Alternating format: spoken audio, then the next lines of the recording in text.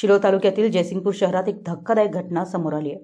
येथील मच्छी मार्केट परिसरात जन्मदाती आईनं पोटच्या 2 चिमुरड्यांना गळफास लावून त्यांचा जीव घेऊन स्वतः देखील गळफास घेऊन जीवन संपवलं असल्याची घटना उघडकीस आली आहे।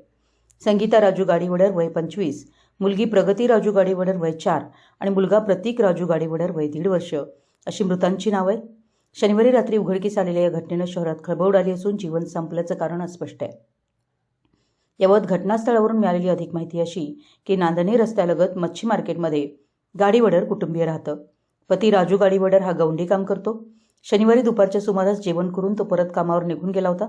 यानंतर सायंकाळी 5:30च्या सुमारास राजूचा भाऊ दत्ता हा कामावरून घरी परतला। भावाची मुलं कुठे दिसत नसल्यानं त्यानं त्याचा घराचा दरवाजा आतून बंद असल्याचं निदर्शनास आलं। बराच वेळ आवाज दिल्यानंतरही आतून काहीच प्रतिसाद मिळाला नाही।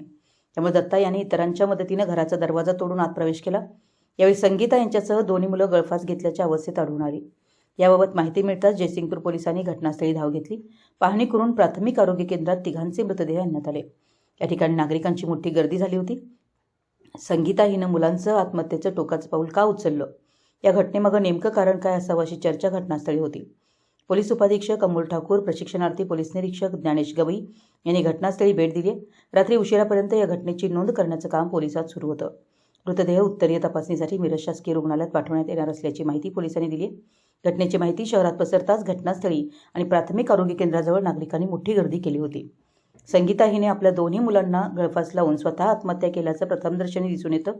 घटनेच्या अनुषंगाने तपास सुरू आहे अशी माहिती पोलीस उपाधीक्षक अमोल ठाकूर यांनी पत्रकारांशी बोलताना दिली।